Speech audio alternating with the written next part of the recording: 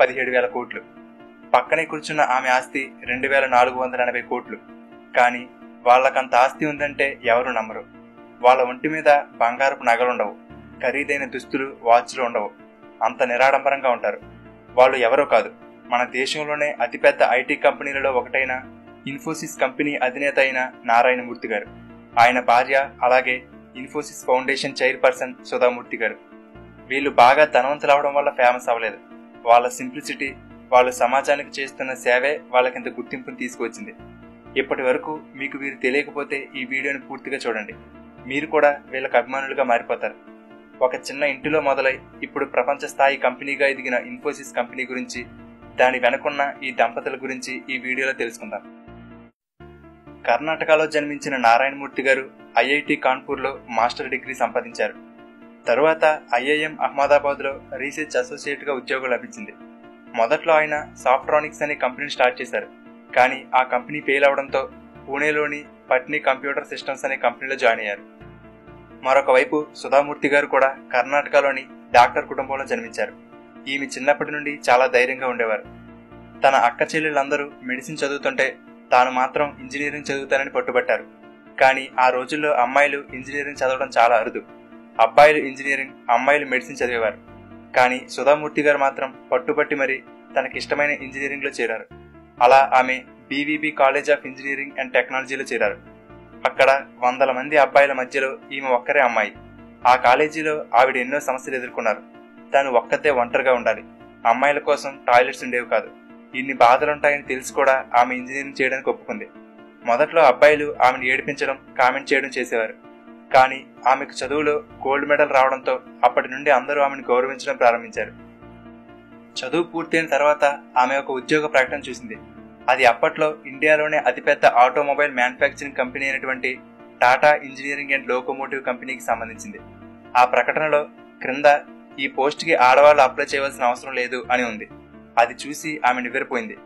ఉద్యోగాల్లో ఆడవారి మీద వివక్షత చూపించడం తట్టుకోలేక ఆమె ఏకంగా జేఆర్డీ టాటా గారికి ఉత్తరం రాసేశారు. విలువలతో నడపబడుతూ దేశంలోనే అతిపెద్ద కంపెనీ అయినటువంటి టాటా గ్రూప్లో ఆడవాళ్ల మీద వివక్షత చూపించడం ఏంటి అని ఆ ఉత్తరంలో ప్రశ్నించారు. కొన్ని రోజులకు ఆమెకు ఇంటర్వ్యూకి రమ్మని ఉత్తరం వచ్చింది. ఆ ఇంటర్వ్యూలో అమ్మాయిలు ఫ్యాక్టరీలో ఎక్కువ కష్టపడి పని చేయవలసి ఉంటుందని, అది అమ్మాయిలు చేయలేరు కాబట్టే ప్రకటనలో అలా పేర్కొన్నామని చెప్పారు. అప్పుడు సుధామూర్తి గారు, మీరు చెప్పింది కరెక్టే సార్, కానీ ఎవరో ఒకరు మొదటిసారి అవకాశం ఇవ్వకపోతే అమ్మాయిలు ఈ రంగంలోకి రాలేరు కదా అని ప్రశ్నించారు. ఆమె తెలివితేటలకు, ధైర్యానికి మెచ్చుకుని ఆమెకు టెలికోలో ఉద్యోగం ఇచ్చారు. అలా టెలికోలో చేరిన మొదటి మహిళా ఇంజనీర్ ఈవిడే. తరువాత నారాయణమూర్తి గారికి సుధామూర్తి గారికి మధ్య ఏర్పడిన పరిచయం ప్రేమగా మారి 1978లో వాళ్ళిద్దరికీ పెళ్లయింది. అప్పట్లో సాఫ్ట్వేర్ రంగం పుంజుకుంటుంది. ఆ సమయంలో నారాయణమూర్తి గారికి ఒక చిన్న కంపెనీ పెట్టాలనే ఆలోచన వచ్చింది. ఐడియా అయితే వచ్చింది, కానీ కంపెనీ పెట్టడానికి డబ్బులు లేవు. అప్పుడు సుధామూర్తి గారు తాను ఎప్పటి నుండో దాచుకున్న 10,000 రూపాయలు నారాయణమూర్తి గారికి ఇచ్చారు. ఈయనతో పాటు అతని స్నేహితులు మరొకరు 6 కలిసి ఇన్ఫోసిస్ అనే కంపెనీ స్టార్ట్ చేశారు. మిగిలిన 6 అమెరికాలో ఉండేవారు. వారు అక్కడ ఇతర ప్రాజెక్టులు పూర్తి చేసి డబ్బులు సంపాదించి ఇక్కడ కంపెనీని డెవలప్ చేయడానికి పంపేవారు. నారాయణమూర్తి గారు ఇండియాలో ఉండి కంపెనీని స్టార్ట్ చేయడానికి కావలసిన అనుమతులు తీసుకుంటూ ఉండేవారు. ఆ రోజుల్లో కంప్యూటర్లు, ఫోన్లు ఉంటే లగ్జరీగా ఫీల్ అయ్యేవారు. ఒక కంప్యూటర్ ఇంపోర్ట్ చేసుకోవాలన్నా కూడా పర్మిషన్ ఉండాలి. అలా ఆయన కంప్యూటర్లు కొనడానికి పర్మిషన్ కోసం ఢిల్లీకి 25 సార్లు తిరిగారట. అలాగే కంపెనీకి టెలిఫోన్ లైన్ సంపాదించడానికి 2 సంవత్సరాల సమయం పట్టింది. అంటే ఆ రోజుల్లో బిజినెస్ స్టార్ట్ చేయడం ఎంత కష్టమో అర్థం చేసుకోవచ్చు.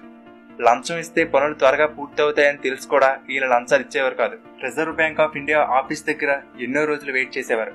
అలా తమ ఇంటిలోనే ఒక చిన్న గదిలో కంపెనీని స్టార్ట్ చేశారు. ఆ సమయంలో సుధామూర్తి గారు భర్తని పూర్తిగా కంపెనీని చూసుకోమని, తాను కుటుంబాన్ని చూసుకుంటానని చెప్పి ఆయనకు సపోర్ట్గా ఉండేవారు. ఎంత కష్టపడినా గానీ సమస్యలు తప్పేవి కాదు.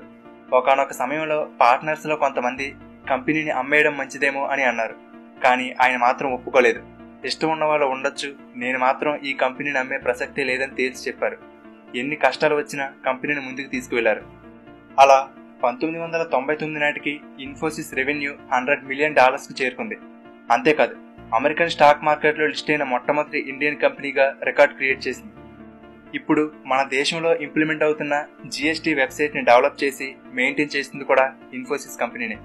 అలా చిన్నగా మొదలైన కంపెనీ ఇప్పుడు ప్రపంచ ఐటీ రంగంలో ఒక దిగ్గజంగా, ఇండియాలోనే అతిపెద్ద ఐటీ కంపెనీలలో 2వ స్థానంలో ఉంది. ఇప్పుడు ఇన్ఫోసిస్ సుమారుగా 2,50,000 మందికి ఉపాధిని కల్పిస్తుంది. వాళ్లలో 37% మంది మహిళలే. అయితే ఇన్ఫోసిస్ కేవలం లాభాల కోసం చూసుకునే కంపెనీ కాదు.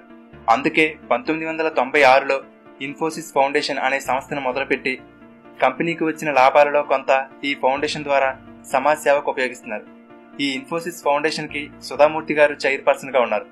ఇక్కడ మనం సుధామూర్తి గారి గురించి ఖచ్చితంగా చెప్పుకోవాలి.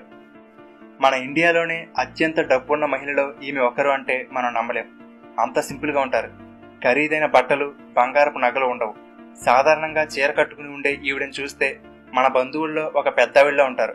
ఈవిడ వేషధారణ చూసి కొంతమంది ఈవిడిని చిన్న చూపు కూడా చూసేవారు. ఒకసారి ఈమె లండన్ ఎయిర్పోర్ట్ లో ఫ్లైట్ ఎక్కడానికి క్యూలో నిల్చున్నప్పుడు ఈమెను చూసి ఈమె ముందున్న ఒక ఆవిడ, మీ బోర్డింగ్ పాస్ చూపిస్తారా అని అడిగిందట. ఎందుకు అని అడిగితే, ఇది బిజినెస్ క్లాస్ వాళ్ళకి సంబంధించిన క్యూ అని, నువ్వు ఉండవలసింది అక్కడ అని ఎకానమీ క్యూని చూపించిందట.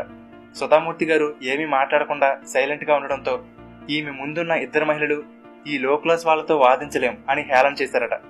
కానీ విచిత్రం ఏమిటంటే, ఆ సుధామూర్తి గారిని హేళన చేసిన ఆ ఇద్దరు మహిళలు వెళ్లిన మీటింగ్ లో సుధామూర్తి గారే గెస్ట్. ఆ మీటింగ్ లో ఆవిడని చూసి వాళ్ళు నివ్వెరపోయారట. ఒక మనిషి అందం అనేది ఆ వ్యక్తి సింప్లిసిటీ, కాన్ఫిడెన్స్ లో ఉంటుంది గాని ధరించే బట్టలు, నగల్లో కాదు. కాబట్టి మీకోసం మీరు బ్రతకండి గాని ఇతరుల కోసం కాదు అంటారామె. ఒకసారి సుధామూర్తి గారు ట్రైన్లో వెళ్తుంటే 14 ఏళ్ల వయసున్న ఒక అమ్మాయి కొద్దిగా చిరిగిన దుస్తులతో ఏడుస్తూ సీటు కింద దాక్కుని ఉంది. అంతలో టీసీ వచ్చి ఆ అమ్మాయిని చూసి టికెట్ అడిగితే లేదని చెప్పింది. దాంతో ఆ అమ్మాయిని తిట్టి నెక్స్ట్ స్టేషన్ లో దిగిపోమన్నాడు. ఇదంతా చూసి సుధామూర్తి గారు ఆ అమ్మాయికి టికెట్ తీసి తన దగ్గర కూర్చోబెట్టుకుని ఆ అమ్మాయి గురించి అడిగారు. ఆ అమ్మాయి వాళ్ళ అమ్మానాన్నలు చనిపోయారని, వాళ్ళ బంధువులు అన్నం కూడా పెట్టకుండా ప్రతిరోజు కొడుతున్నారని, అందుకే ఇంట్లో నుండి పారిపోయి వచ్చారని చెప్పింది.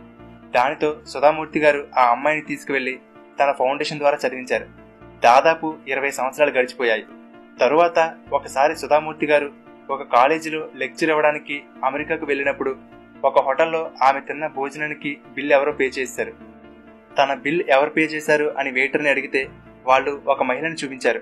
అప్పుడు సుధామూర్తి గారు ఆమె దగ్గరికి వెళ్లి, మీరు నా బిల్ ఎందుకు పే చేశారు అని అడిగితే అప్పుడు ఆమె, ఎందుకంటే మీరు నా ట్రైన్ టికెట్ కి డబ్బులు పే చేశారు కాబట్టి దానికి కృతజ్ఞతగా అందట. ఆమె ఎవరో కాదు, తాను 20 సంవత్సరాల క్రితం ట్రైన్లో కాపాడిన అమ్మాయి. ఆమె ఇప్పుడు అమెరికాలో ఒక పెద్ద ఉద్యోగంలో స్థిరపడింది. ఎక్కడో చిరిగిన బట్టలతో ట్రైన్లో ఉండే అమ్మాయి ఇప్పుడు అమెరికా వరకు వెళ్ళగలిగిందంటే అది కేవలం సుధామూర్తి గారి వల్లనే. ఇక ఈమె చేసిన సేవా కార్యక్రమాలైతే 1-2 కాదు. ఒక ఊరిలో కొంతమంది మహిళలు పొట్టకూటి కోసం వేశ్యలుగా పనిచేస్తున్నారని తెలిసి వాళ్ళని మార్చడానికి వాళ్ళ ఊరు వెళ్ళినప్పుడు వాళ్ళలో కొంతమంది ఈవిడ మీదకు కోపంతో చెప్పులు కూడా విసిరారు. అయినా ఆమె పట్టు వదలకుండా వాళ్లతో మాట్లాడి 3,000 మందికి పైగా మహిళలకు ఉపాధి అవకాశాలు కల్పించి ఆ వృత్తి నుండి బయటకు తీసుకువచ్చారు. ఇప్పుడు వాళ్ళందరూ కలిసి సొంతంగా ఎదుగుతూ 80 లక్షల రూపాయలతో ఒక చిన్న బ్యాంకును కూడా ఏర్పాటు చేసుకున్నారు. ఇదొక్కటే కాదు, ఈమె చదువుతున్నప్పుడు కాలేజీలో మహిళలకు టాయిలెట్స్ లేవని ఇప్పుడు దేశవ్యాప్తంగా 16,000 టాయిలెట్స్ నిర్మించారు. పుల్వామా అటాక్ లో చనిపోయిన 40 మంది సైనికుల కుటుంబాలకు ఒక్కొక్కరికి 10 లక్షల రూపాయలు ఇచ్చారు. అలాగే ఆర్మీలో చనిపోయిన 800 మంది కుటుంబాలకు సహాయం అందించడానికి సంవత్సరానికి 10 కోట్లు ఖర్చు పెడుతున్నారు. కర్ణాటకలోని ప్రతి గవర్నమెంట్ స్కూళ్లలో లైబ్రరీ మరియు కంప్యూటర్లు ఏర్పాటు చేసేలా ఆమె కృషి చేస్తున్నారు. కర్ణాటకలో వరదలు వచ్చినప్పుడు ఆమె 10 కోట్లు విరాళంగా ఇచ్చారు. అలాగే వరదల్లో ఇల్లు కోల్పోయిన వారి కోసం 2,300 ఇళ్లను నిర్మించారు. ఎక్కడైనా వరదల వంటివి వస్తే ఆమె స్వయంగా దగ్గరుండి వాళ్లకు కావలసిన ఆహార పదార్థాలు, వస్తువులను ప్యాక్ చేసి మరీ వరద బాధితులకు పంపుతారు. అలాగే చిన్నపిల్లలకి భోజనాలు పెట్టే అక్షయపాత్ర ఫౌండేషన్ కి ఎప్పటికప్పుడు సహాయం అందిస్తుంటారు. తెలంగాణలో 1,00,000 మంది పిల్లలకు ఒకేసారి భోజనం వండడానికి సరిపడా పెద్ద వంటశాల నిర్మాణానికి కావలసిన 18 కోట్ల రూపాయలు ఆమె విరాళంగా ఇచ్చారు. క్యాన్సర్ పేషెంట్స్ కోసం బెంగళూరులో క్యాన్సర్ హాస్పిటల్ నిర్మాణానికి 40 కోట్లు సహాయం అందించారు. చిన్నపిల్లల చదువు కోసం ఇన్ఫోసిస్ ఫౌండేషన్ స్కాలర్షిప్లు అందిస్తుంది. అంతేకాదు ప్యూరిఫైడ్ వాటర్ ప్లాంట్లు, బోర్లు, స్కూల్ భవనాలు ఇలా ఎన్నో నిర్మించారు. కృష్ణా, గుంటూరు జిల్లాలలో సుమారుగా 2,500 స్కూళ్లలో చిన్నపిల్లల పుస్తకాల కోసం 2.5 కోట్లు విరాళంగా ఇచ్చారు. ఇలా 1-2 వీరు చేసిన మంచి పనుల గురించి చెప్తూ పోతే ఒక వీడియో సరిపోదు. వీరు చేసిన సేవా కార్యక్రమాలకు గాను ప్రభుత్వం సుధామూర్తి గారికి పద్మశ్రీ అవార్డుతో సత్కరించింది. అలాగే విలువలతో కూడిన వ్యాపారం చేస్తున్నందుకు నారాయణమూర్తి గారికి 2000 సంవత్సరంలో పద్మశ్రీ, 2008లో పద్మవిభూషణ్ అవార్డు దక్కింది. భార్యాభర్తలు ఇద్దరూ అంతే. అన్ని వేల కోట్లున్నా కూడా ఎక్కడా ఆడంబరాలకు పోకుండా ఎంతో సామాన్యంగా ఉంటారు. వాళ్ళ సంస్థలో పనిచేసే కార్ డ్రైవర్లు, అటెండర్ల ఇళ్లలో జరిగే శుభకార్యాలకు కూడా హాజరవుతారు. ఇక సుధామూర్తి గారైతే మనం ఎప్పుడు ఎక్కడ చూసినా ఎటువంటి కల్మషం లేకుండా చిన్నపిల్లలా నవ్వుతూనే ఉంటారు. ఖాళీగా ఉంటే ఏవైనా పుస్తకాలు చదువుకోవడం, లేదంటే ఏవైనా సేవా కార్యక్రమాల్లో పాల్గొనడం అదే పని. వీళ్ళ ఇంట్లో ఉండే లైబ్రరీలో 20,000కు పైగా పుస్తకాలున్నాయంటే ఎంతగా బుక్స్ చదువుతారో అర్థం చేసుకోవచ్చు. అంతేకాదు, మన దేశంలో గొప్ప రచయితల్లో ఈమె కూడా ఒకరు. ఆమె రాసిన పుస్తకాలు మన దేశంలో దాదాపు అన్ని భాషల్లోకి ట్రాన్స్లేట్ అయ్యి లక్షల సంఖ్యలో అమ్ముడవుతున్నాయి. నారాయణమూర్తి గారి గురించి చెప్పాలంటే తనది ఇన్ఫోసిస్ కంపెనీ, రతన్ టాటా గారిది టీసీఎస్. 2 సాఫ్ట్వేర్ కంపెనీలు పోటాపోటీగా ఉంటాయి. అలాంటిది రీసెంట్ గా నారాయణమూర్తి గారు ఒక అవార్డు తీసుకుంటూ రతన్ టాటా గారి కాళ్లకు దండం పెట్టడం అందరినీ ఆశ్చర్యపరిచింది. నిజంగా డౌన్ టు ఎర్త్ అనే మాటకి వీళ్ళిద్దరూ సరిగ్గా సరిపోతారు. నారాయణమూర్తి గారు ఇన్ఫోసిస్ ని డెవలప్ చేస్తూ సంపదని సృష్టిస్తుంటే, సుధామూర్తి గారు ఇన్ఫోసిస్ ఫౌండేషన్ ద్వారా ఆ సంపదని సమాజ సేవకు ఖర్చు చేస్తున్నారు. ఆదర్శ దంపతులకు అసలైన ఉదాహరణ వీరు.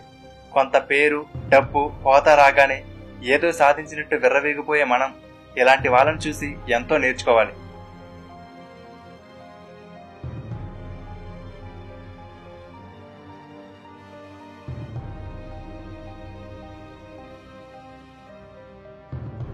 ఫ్రెండ్స్, ఈ వీడియో మీకు నచ్చితే లైక్ చేయండి. అలాగే మీ ఫ్రెండ్స్ అందరికీ షేర్ చేయండి. ఇలాగే మరెంతో మంది గొప్ప వాళ్ళ జీవిత చరిత్రలు తెలుసుకోవడానికి తెలుగుబడి ఛానల్కి సబ్స్క్రైబ్ చేసుకుని పక్కనే ఉన్న బెల్ బటన్ యాక్టివేట్ చేసుకోండి. Thank you for watching.